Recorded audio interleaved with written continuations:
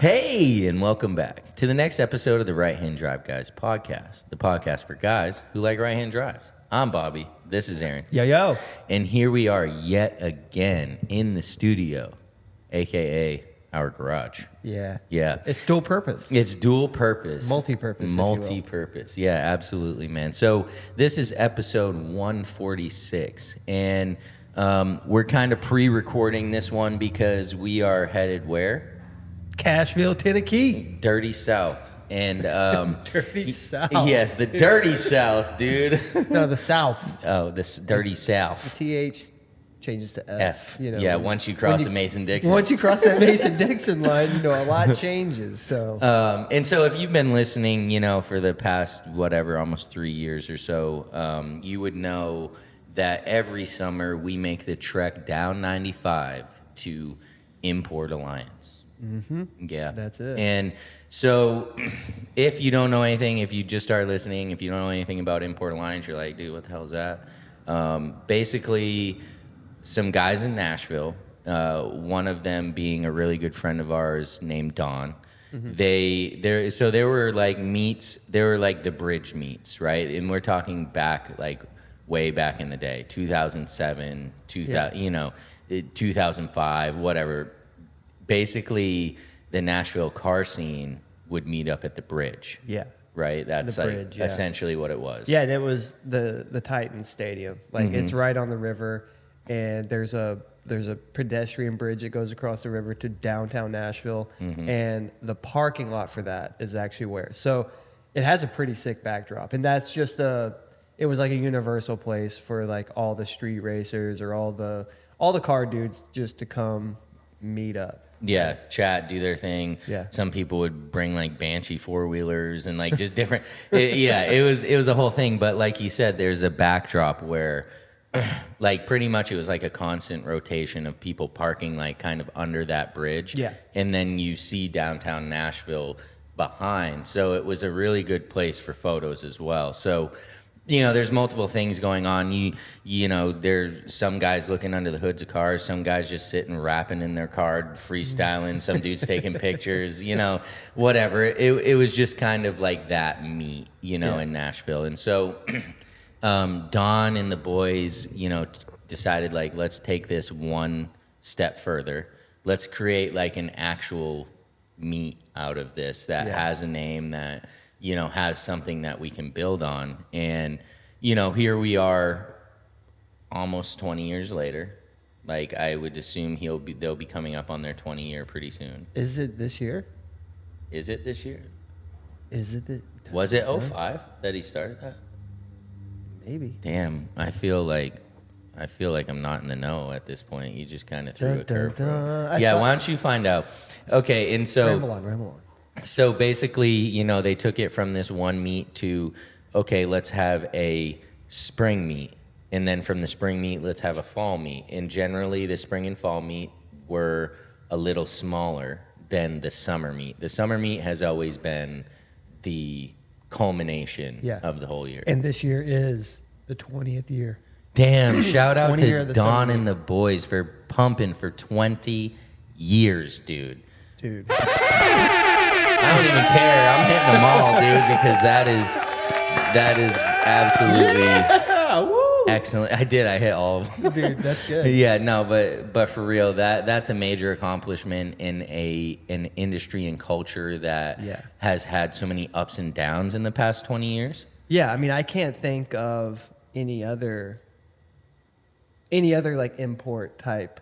Yeah, a lot of them have fallen off. Hot Import Nights, Nopi, these things have fallen off. They've all came and gone and then came back. Tried to come back again, and lost. Right? Yeah. So. But Import Alliance, dude, they stay solid. You know, they've been holding, you know, at least that summer meet. Yeah. You know. Yeah, and I think it's really been pretty consistent with the three, spring, summer, fall. And then they added in some winter ones like in Texas and in different places. They've really played around with, you know, what can work and like they're really good at seeing what doesn't work, right? I think they're very analytical so they can see, okay, this doesn't work. Let's try something else. You know, so props to them. And I hope they can make it another 20 years. Like, I hope Don's like 60 something, like out there with the cane, just like, okay, boys, let's hit the gallery. Beard's even longer. Yeah, for sure. Dude, he'll be reaching the floor by that point. Yeah, and Don's a really cool guy. He has treated us like so amazing over the years. And realistically, Aaron and I. It's a cool full circle thing because we spent time together at like the Import Alliance meets back in 2008, 2009, maybe 2010 a little, but and so it's like now we're able to go back down and bring the podcast, have a booth, interview people live. Yeah. It's like a really cool full circle moment, and it's why it's worth the 20+ hour drive down to Nashville, hauling 2 cars and a bunch of equipment and all that stuff. It's totally worth it because the vibes are still the same for the most part. Yeah. Like from 2009 to 2025, like the vibes are still like the same. Yeah, it's a lot of the same dudes too. Yeah. A lot of the same people show up, a lot of the same crews show up. Yep. Like it's Right, It's exactly. kind of one of those things. So, it like, hasn't changed much in that sense. It's almost like every year is like a reunion, especially like from our perspective, because we used to.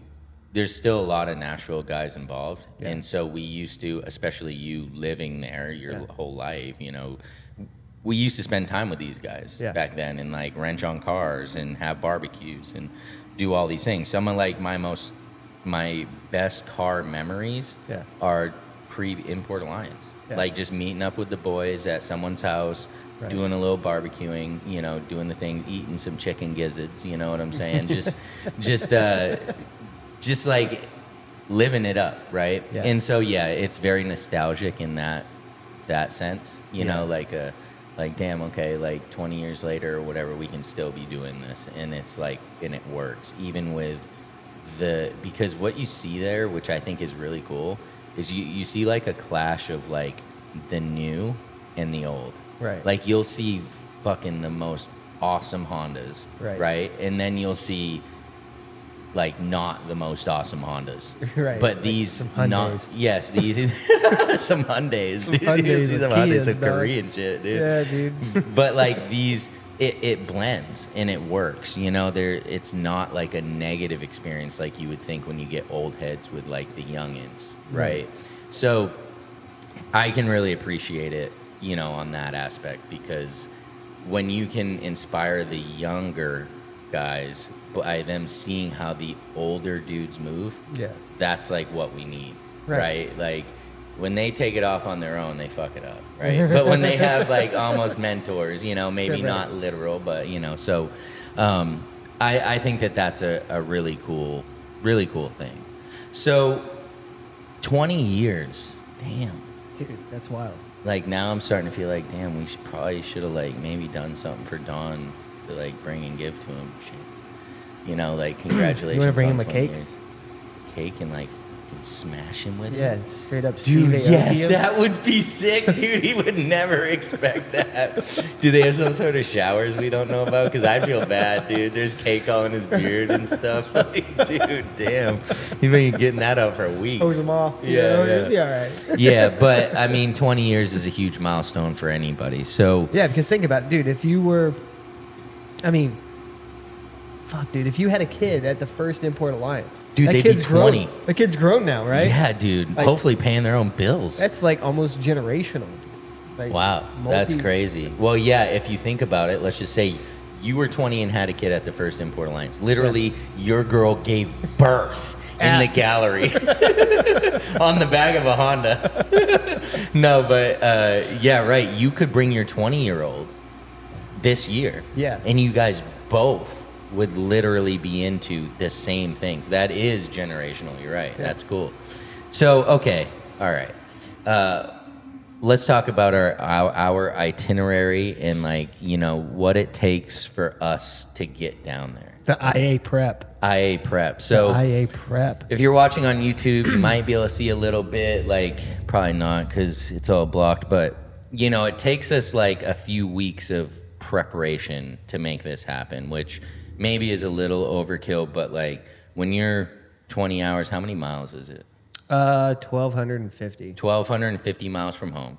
If you forget something that can't just be bought at Home Depot, whatever you want to say, Walmart, you're fucked, right? Like, in that sense, I mean, yes, of course you can probably buy just about anything, but we like to make sure we got everything. Right. So I have a truck, I have a GMC truck, and then we have a dual trailer. And if you've been following us for a while, you saw it last year. Mm-hmm. It's pretty cool. It's not like what you would think in the sense of, it's not like a stacker trailer, like an enclosed stacker trailer. I would love that. That would actually be sick. And it's not like a wedge, like a 2-car like trailer lengthwise. Yeah. It has a cantilever where you pull the first car up onto the cantilever and then raise it, and it makes the car like super angled and makes it look crazy.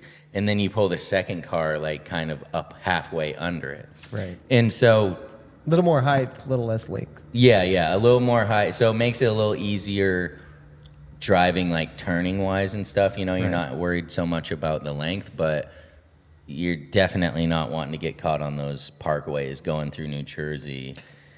Yeah. Which we did last year. Yeah, and I was like, home. dude. No, it's on the way there. On the way there. On the way there, I thought the route was gonna bypass us, and like, dude, if you know anything about the tri-state area, The tri-state. you don't get on the parkway with trailers or stickered cars or like anything, any type of commercial vehicle. If it No looks RVs, like no nothing. RVs, no Just your campers, cars, yeah, just strictly just cars. So if you accidentally get on the parkway, it can kind of be dangerous because like the bridges are all like 10 feet. Yeah, and they're like rounded, kind of. They're like, arced. They're arched, yeah. So if you do accidentally get on there, you have to find that center point and like try to skim through there. And like, so as we're talking about, this cantilever puts like his car is on top. Yeah. It puts his ass like up there. Like up tooted. there. So it's kind of hairy. And, this guy's like, well, first of all, there's people freaking out because they drive by you and they're like, dude, no. Right. And you're just like, what? Like, we're driving, Yeah. And so this dude's trying to find us the way I'm like, around. dude, just take the next exit, dude. Just take the next exit. And then, we took the next exit, had to pull over, reroute, but we made it through. And this year, I do have the actual route that bypasses all that. He's good this year. So we're good this year. The car's not losing a wing. Yeah. By hitting a bridge. Last year he had this really cool roof wing. It looked really good. Yeah. Yeah, so did it make it to Nashville? It made it to Tennessee. It made it to the Buc-ee's. And we took a video Crossville. and I saw it there. But after that, it just couldn't take it anymore. Exited the chat. Yeah, for sure. I mean, between like the wind, like it is that perfect angle where it's cantilevered like that, and then the heat making the adhesive a little soft. Yeah, that thing took flight. And I had just put it on too. Like we literally could have ruined. Who knows where that thing went? Yeah, I don't want to talk about it. Yeah, let's actually change the subject. So I didn't lose a wing and didn't. No, that was all a joke. So basically, right, we pack up the back of the truck. This year, in previous years, we would leave towards the evening. Yeah. But this guy makes trips down there to see his family, so he's kind of figured out a better option for us, which is leaving like super early in the morning. And I know to some guys who are traveled, this is obvious, right? Yeah. But to us, it's like, Well, I don't know. I mean, to me, I like traveling through the night because there's less traffic. Yeah, for sure. But, if we're not like, I don't know, not trying to like make super good time because we obviously can't speed or anything with this giant truck. We definitely can't go over 90. Our main thing is, staying on the road as long as possible on that first day. So leaving very first thing in the morning at the crack of dawn when the roosters are roostering. Yeah, absolutely, dude. That's when we need to leave. So that way we have, as much daylight as we can, because as soon as it gets night, you get tired when you drive. It's inevitable. Leaving at the absolute earliest point will give us the maximum amount of travel through that first day. I see. Yeah, that makes perfect sense. So, yeah, I mean, like due to our work like schedules, we need to make it insanely efficient. Yeah. Right? We need to pretty much not stop like for sleep unless we make really good time the first day. Right. So because we can leave on Wednesday, it would be this past Wednesday when you're listening to this, Yeah. but we can leave Wednesday, get there Thursday. Yeah. Event is Friday, Saturday. We leave Sunday and get home Monday. Yeah. So like that's the whole thing. It's literally we go down for the event strictly, hang out with the friends Thursday, get ourselves situated, and then we're strictly there for the event. So it's not a vacation, it's not a holiday, it's a down and back. Yeah, it's a holiday, yeah.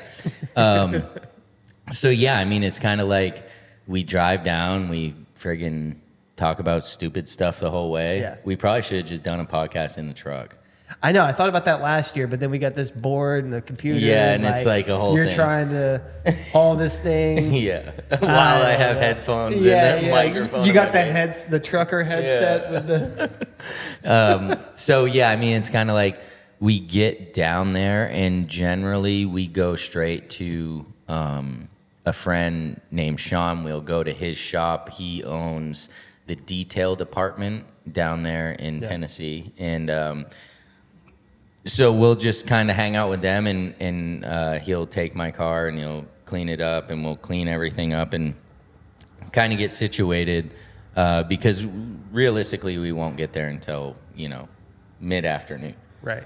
So it's only a couple hours and we're wasted because even if we did stop to sleep, it was short. It was very short. So, we'll hang out with them and then really try to go hit the hotel. We generally stay in a hotel in Mount Juliet, and I know some of our listeners actually have gained from IA. So if you're one of those, then you'll be pretty familiar with kind of what we're talking about. Yeah.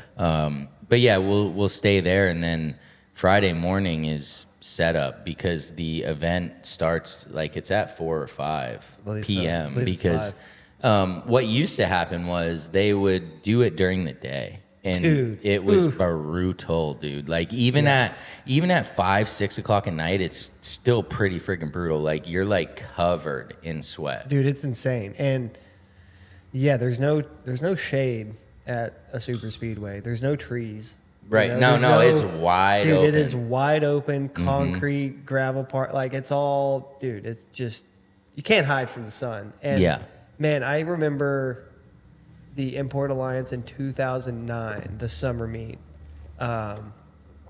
Which was awesome. Yeah, it was definitely awesome. I remember going out there and like, I was in my 180 and dude, it was just so hot, dude. Like, I remember just getting in my car and just cruising around because like, I just wanted to be moving. Yeah, air moving and, in some sort of shade because like, dude, it was insanely hot. I mean, I had the hatch popped open. I had both doors open, just like trying to get some air. Yeah. Yeah. And so, I mean, that was natural, right? Like the meets were like during the day and that's how they did it. But then, Import Alliance Summer Meet has moved around. I know for sure it's been in Bowling Green. Yeah. Well, I think that 2009 meet was the last one there. Yeah. Until. At the Super Speedway until 3 years ago. Yeah. Yeah. Exactly, and so that was considered the homecoming 3 years ago. So 22 was considered the homecoming because obviously Don and them created it in Nashville.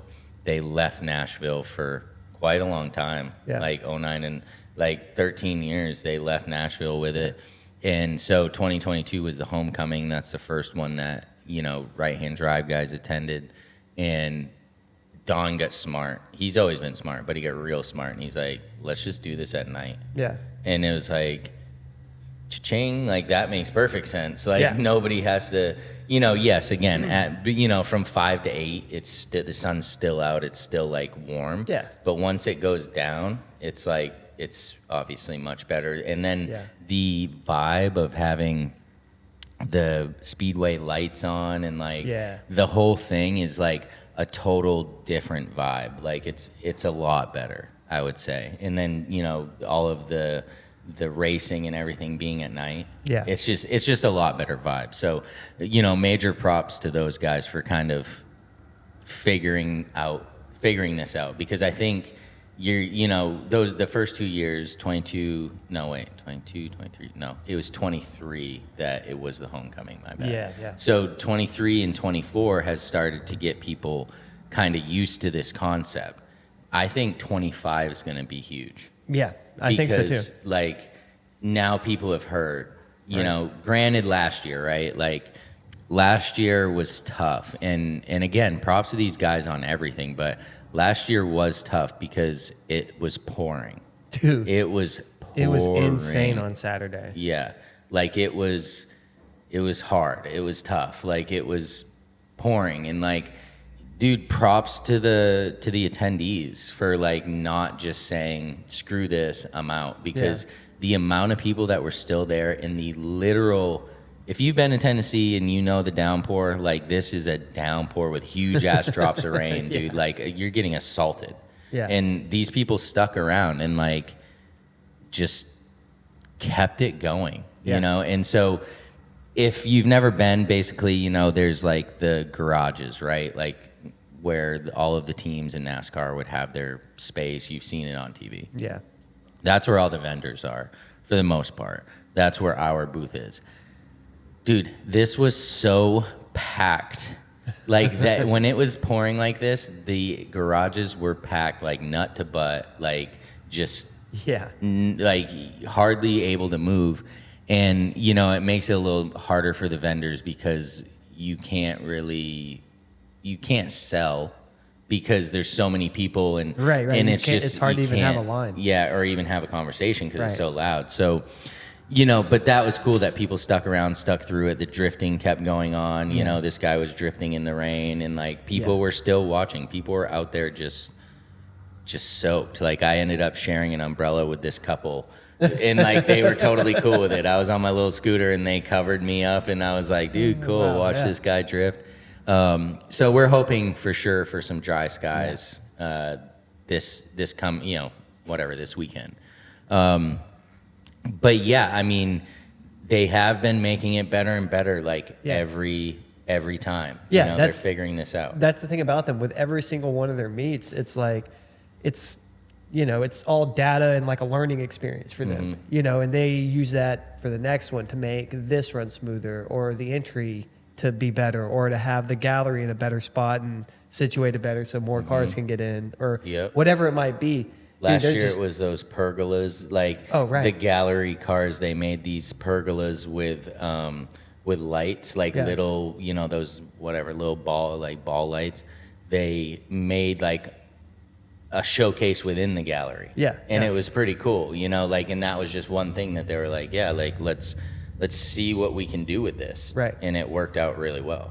Yeah, it's super cool. And then, you know, that's probably why they've been around for as long as they have. It's because they're constantly progressing and constantly putting effort back into it. You know, they're not just, you know, content with how it was last time. They're like, well, this can be tweaked to make this much better, right? Yeah. Which, you know, also goes into the experience of the people and the people there. So yeah, I agree, right? So when, you know, it's easy to get bored of something when it's always the same, but these boys make sure that there's something new for you, you know, regardless of what it is, like what you're saying. And, you know, I think that's, as you're saying, like, that's clutch when it comes to keeping people engaged. Yeah.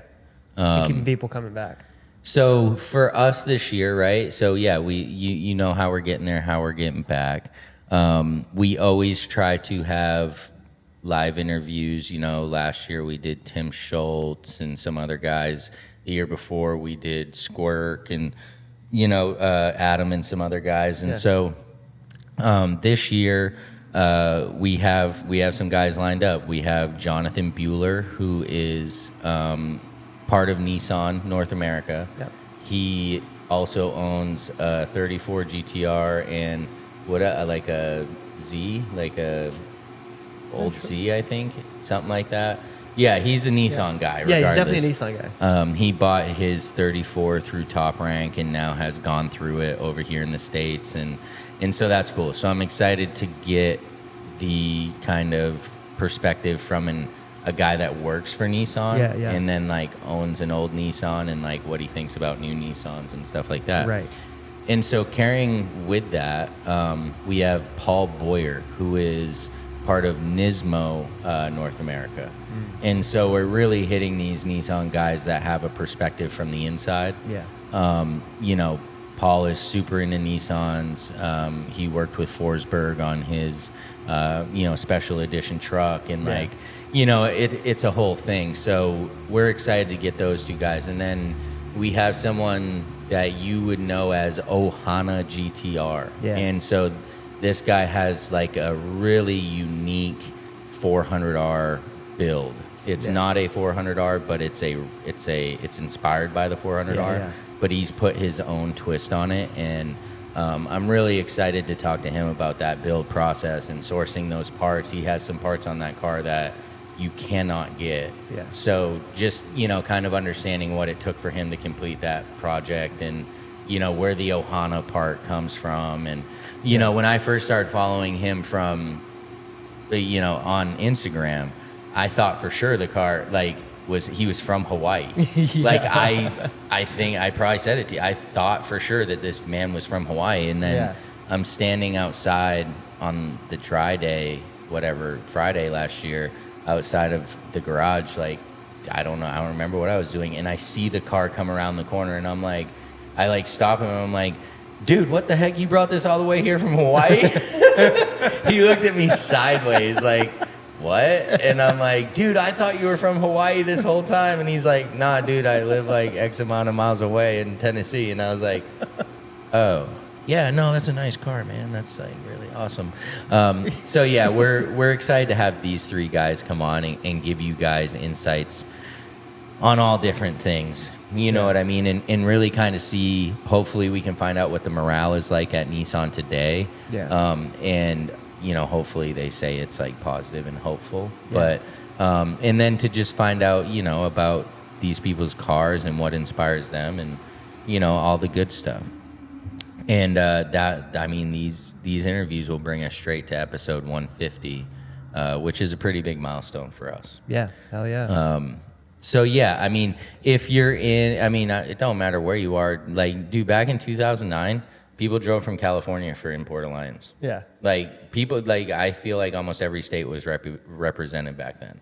There was a lot. Yeah. Because it was very, not hardcore, but it was back then, 20 years ago or whatever, 15 years ago, it was a lot of effort was put in, right? So It doesn't matter where you're from. We're from Maine, and we're headed to Tennessee from Import Alliance. If you're down in Florida, if you're over in Oklahoma, think about making the drive. Head on over. Yeah, it's really a cool event. They have roll racing, they have drifting, they have HPDE, they have what else do they do?